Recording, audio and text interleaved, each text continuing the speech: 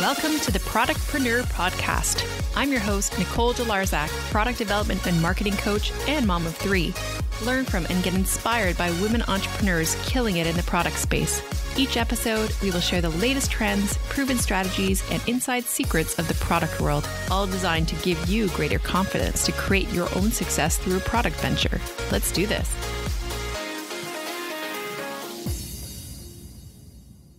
Welcome to the Productpreneur Podcast. I'm so excited because this episode is launching on New Year's Eve 2020. So how thrilled am I and really honored to be in your ears on this New Year's Eve where we can chat all about planning for 2021. I'm sure everyone is so excited about the year ahead because yes, let's all admit 2020, it's been quite the year for all of us. So we are looking forward to a brighter 2021. But first, this episode is brought to you by my online course, The Product Pathway. Have you always dreamt of creating a product of your own, but you have no idea where to start? Do you think up solutions to problems and wonder why no one else has thought of them? Do you want to hop on the fast-growing e-commerce boom? There's never been a better time to launch a product business. Well, I've got something exciting for you. My 6-week course, The Product Pathway, is back this January. It's a starter course and group coaching program that gets you from product idea or no idea to a validated concept, business plan, and prototype. I created this course specifically for aspiring product entrepreneurs who want to launch a product and need help to get their idea off the ground. Because let's face it, getting started can be the hardest part. There is no better time to give your dreams a path. January is the start of new beginnings, and this could be yours. Book a discovery call with me to see if it's a fit for you, or you can sign up directly through the link in the show notes. Here's some of the amazing feedback I've had on the course. Nicole's expertise in the product development industry has taught me how to identify and validate my product ideas, how to confidently work through the stages and gates of product development, clarify my brand identity, and write a business plan for success. The course material is very comprehensive, so I'd recommend it to anyone that has a product idea that requires guidance, or to anyone that is considering adding physical products to an established business or service. This is from Elle from New Zealand. Thank you so much, Elle. I'm so honored to have had you in my course, and you are seriously a star student. Now back to the show. This is going to be a special episode where we reflect on 2020 and plan for 2021. I recently did a planning workshop for a group of entrepreneurs, and I also do this process with my clients. So I wanted to share this with you so you can get started on your own. Now, first, I recommend that you set some time aside for this. Get to a quiet spot, even bring your cup of tea or coffee, or a glass of wine if you so choose, and get ready to spend some time on this because this is going to be a deep dive in reflecting back and looking forward. First, I recommend that you download the free planning toolkit, which includes a workbook and other goodies, so you can make notes on it and follow along. Just go to the show notes to get the free toolkit. You can find the show notes at nicoledelarzak.com/36. In this episode, you're going to reflect back on 2020, get clear on your 2021 goals and how to get there, and map out your marketing tactics. So this is in a 5-part series. Part 1. A big part of goal setting is looking backward. So let's look back on 2020 and see what we can learn from it. 2020 was a year that many of us want to put aside. It challenged us, and all of a sudden, in March, we've canceled vacations, we started homeschooling, worked on pivoting our businesses, socially isolated ourselves, all of us working in one home. I don't know about you, but my living room became my office. My husband took the office. The kids were in all different rooms. Kitchen was busier than ever. I really did not enjoy cleaning up so much. We baked, we crafted, we Zoomed. All of us are Zoomed out, actually. And small businesses shut down, but others opened up. And actually, Shopify stock went through the roof. Many small businesses were launched on Shopify, or launched in general. Retail stores pivoted, or new businesses captured new trends, or people were just looking for another income source. So much happened, and we've learned so much.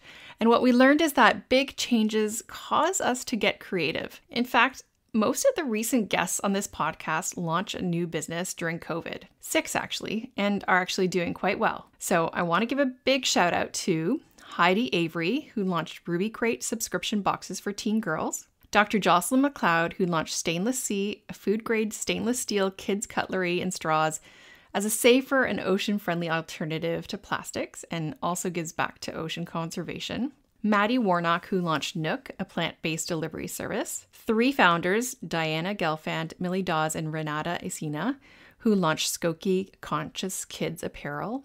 Sunandini Verma, who launched CBD skincare, Mahi Skin. And Autumn Garden, who launched Little and Naughty bamboo baby clothing.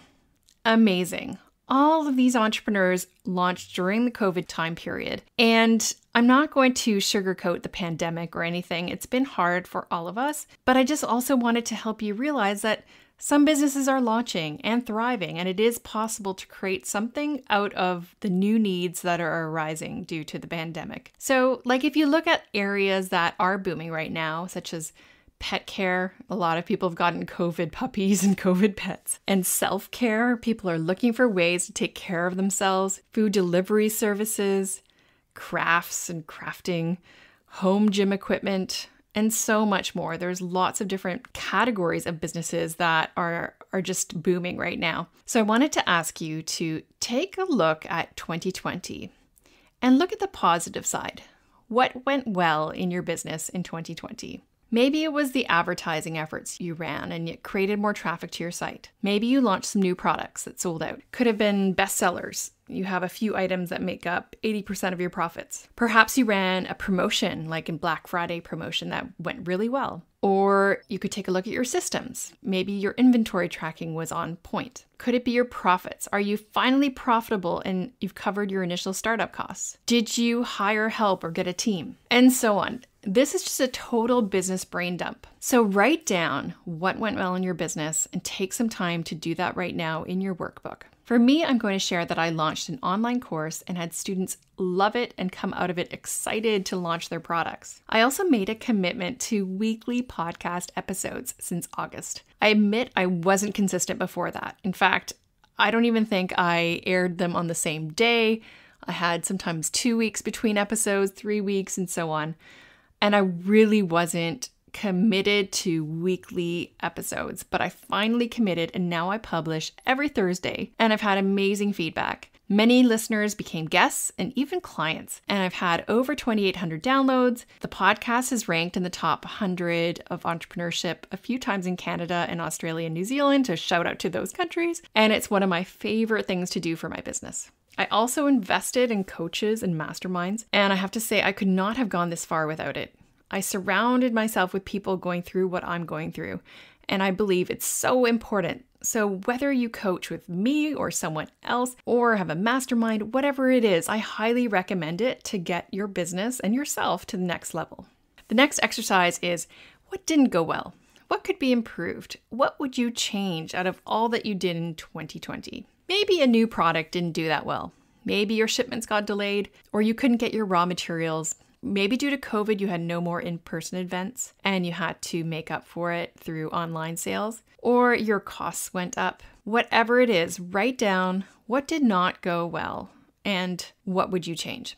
Take a minute to do that right now. For me, I know I need to amp up my video on my different social accounts and start to grow my audience even more. I could definitely do better also on the email front. And I'm going to be investing in improving my landing pages because I don't really love my current landing pages. And also in testing and making more offers. So these are just some of the areas that I, as a business person, I want to improve in. And I definitely see way more areas of improvement, but these are just some of them. All right, so the next step is to look at what opportunities do you want to target that you haven't targeted before. So maybe it's going to be something new. Maybe you have a new product idea or a partnership idea, or you'd like to venture into a total new category of products. You might want to look at new suppliers or try a new tactic. Now go ahead and write some thoughts down of what opportunities are you not currently doing and want to target. For me, I've got some amazing ideas for 2021, which I will announce and reveal soon, but I'll give you a little sneak peek. This is going to include a community, mastermind, and new offerings to help you launch and grow your product businesses. In terms of planning for 2021, we want to learn from what could be improved and do more of what went well, and then also expand on it. So try new things and experiment, but also really rely on what went well and keep doing those things because those are your strengths. Those are where you flourish, and those are where you are getting your bread and butter from. Basically, you can count on those areas doing well. So maybe it's your best-selling products, it's your marketing tactics that are really excelling and doing well. Whatever it is, you want to do more of that. And then it's also down to trial and error with new things combined with strategy. Okay, now part 2. We've already reflected on 2020, and now we're going to get into goal setting. But before we can do that, it's important to visualize what we want from our business in the future. So we're really going to take a moment to think big. I want you to imagine your business 10 years from now, in 2031. Now do this when you're in a resting state, you've got nothing else to do. If you're multitasking, you might want to stop and just quiet your mind. We underestimate what we can do in 10 years, and we overestimate what we can do in a year. So let's take a moment to really think big. Think about what you want from your business by 2031. What do you want to be, do, and have in 10 years? Where are you? Who are you with? What are you doing? What have you created? What is your business like? What does it help you do from a personal standpoint? What are you making financially? What kind of business do you have? Maybe it's grown to a full suite of products. Maybe it is a location and a product business, or maybe you've gone international. Now, think about what would the person who has all this be like? In terms of being, I mean, what is the person's thoughts and personality? What would they think? How would they be? How would they act? Now, if you've written it down, many of us start with what we want to have, but the opposite is true. First, we need to be the kind of person we want to be and think the thoughts we want to think. And then we would do what that person would do to have what we want. So focus more on being that person who you think of in 2031. Be that person today in order to get what you want. Now, I know that's a bit far thinking, and a lot of you might think this is woo-woo, but often all of this starts with the subconscious thoughts. And what we start doing is when we think the thoughts that we want to, and we start acting like who we need to be, it all starts to fall into place. Our subconscious actually helps us do the actions we need to take in order to get where we want to go. Okay, part 3. Next, we're going to set your 2021 goals and quarterly goals, focusing on your business. Overall in 2021, what do you want to achieve in your business? From a revenue perspective and a profit perspective, and also growth. Now, do you want to launch a new product? Do you want to grow followers? Do you want to redesign your website? What are all the different goals you have for your business in 2021? You can start with the big numbers like revenue and profit and things like that.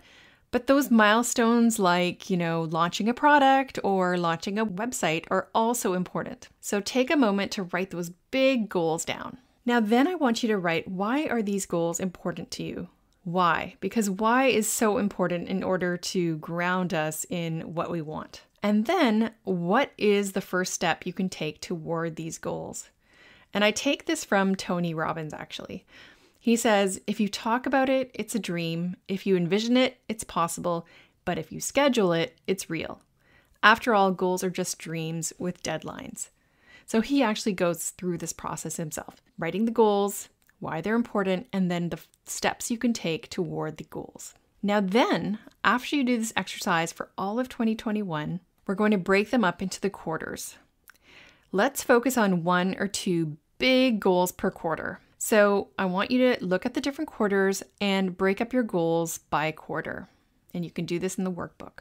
And next, we're going to look at your focus word for 2021. What is your one word for 2021 such that all of this will become possible? It will come with ease, in fact. And actually, I'll share with you my word for 2020, which I thought, actually, looking back, I think it was actually an amazing word, was energy. I felt like I need energy to do all the things that I want to do. Without energy, I can't accomplish anything. And so actually, I really focused more on my well-being and working out and eating well in order to be able to do the other things that I want to do. So what is your word for 2021? Part 4. Now we're going to look at strategy. Okay, goals were the what. Now let's look at the how. How are you going to get to your goals? On the revenue side, this can include areas such as widening your customer base, increasing the amount or product your current customers purchase from you, increasing your prices, improving awareness, focusing on conversion, widening your channels or your availability, looking at new products or categories. Now, on the cost and systems side, you could look at your infrastructure, your systems, capacity, supply chain, cost savings, and so on.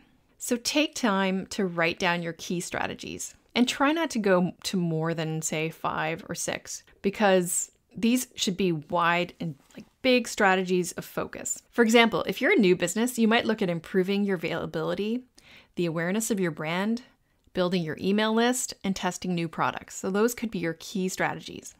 All right, now we're going to go into part 5. After we've written your strategies, we're going to take a look at your marketing plan. If you go back to episode 12, we took a deep dive into marketing planning, and we're going to do something similar today. Marketing planning is really looking at the tactics that are going to achieve the strategies to get to the goals. So we're going to get pretty granular here. Now, first, we're going to start with building your tactics to address the customer journey. Now, if you don't know anything about the customer journey, it starts from awareness, from when the customer first starts to become aware of your brand, and then to consideration, when they actually consider purchasing from you, and then they actually buy, when we call this acquisition, when they actually buy from you. And then when they get upsold or they start to buy more different products from you, and then into the loyalty and advocacy stage when they're actually loyal customers, they keep buying and they are raving about your products and telling other people. So your marketing needs to address each point of the journey. So I'm just going to give you some examples that would address each point of the journey. In awareness, when we're trying to get people aware of our products, we're going to look at things like paid media, for example, social media ads or Google ads. Then we'll look at earned media, things like PR and partnerships, and also owned media, your social channels, your website, for example. And then we move into consideration, where people are shopping around, they're kind of more considering your product and they're engaging in your content. So tactics to consider would be getting them to opt into your emails, looking at content marketing, going to events when we have events or virtual events and showcasing your brand there, and retargeting people with your ads, and offering trial incentives to get them to just try your product first. Then we move into the acquisition stage where we get them to buy something, could be even something really small. So it could be a low price trial or a promotion, or looking at a cart abandonment strategy where we target people who've abandoned cart, or we get a chat bot on your website to help with your conversion. And then we move into delivering your products to them and then upselling them.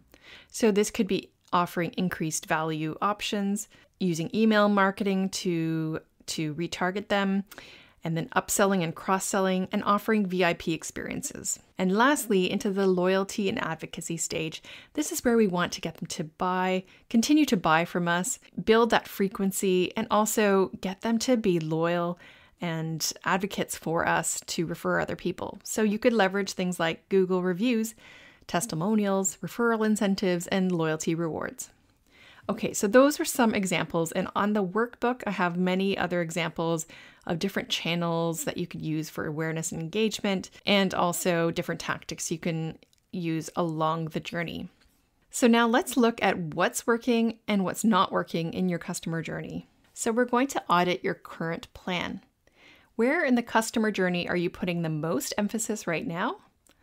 What gaps do you see and where can you improve?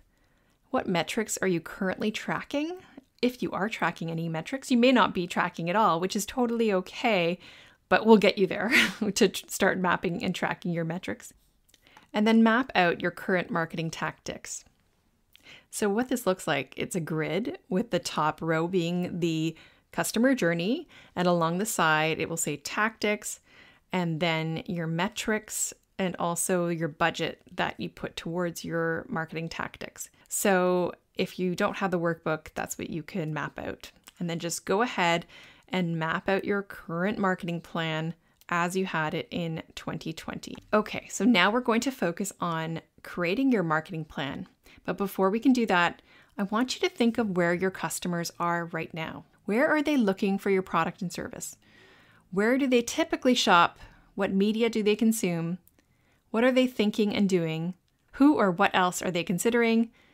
And what are their hesitations or key deciding factors? This is kind of like the customer avatar exercise. So I've also put a link to that as well in the workbook. So once you do that, you'll know where to find your customers and also what kind of messaging is going to appeal to them. Now it's time to build your own marketing plan for 2021 and also your metrics. Go from awareness to loyalty and map out those tactics.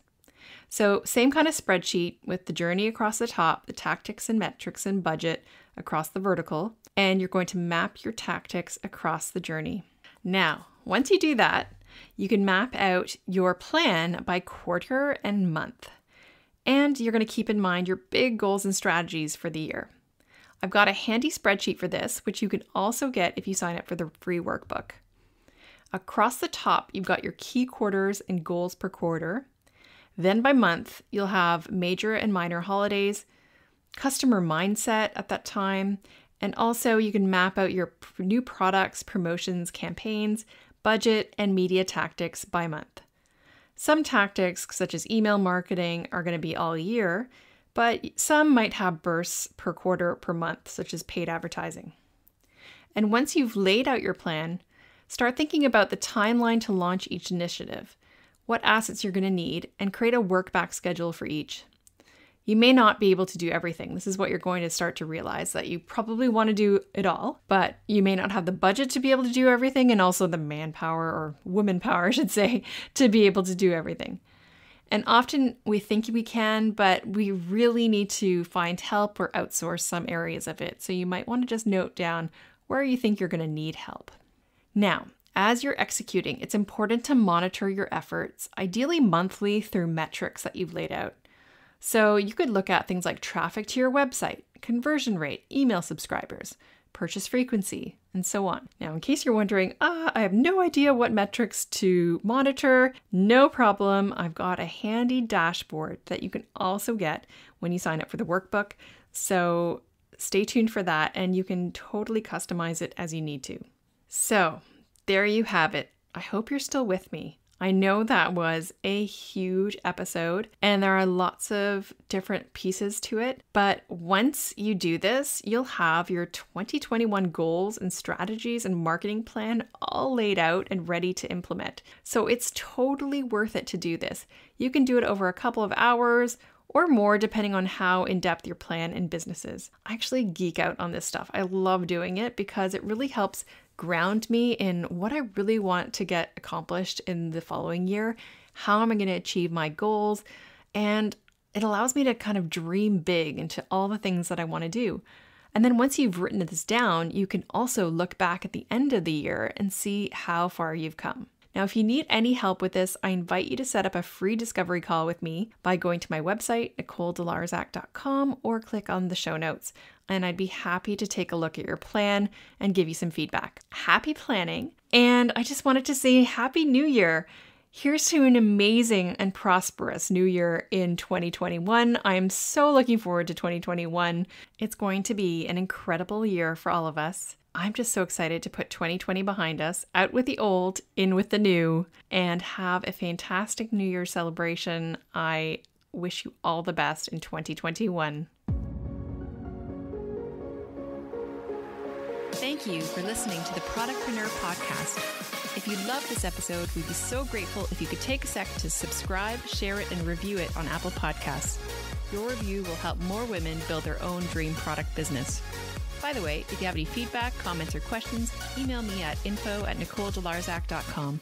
Until next time, keep dreaming up those product ideas.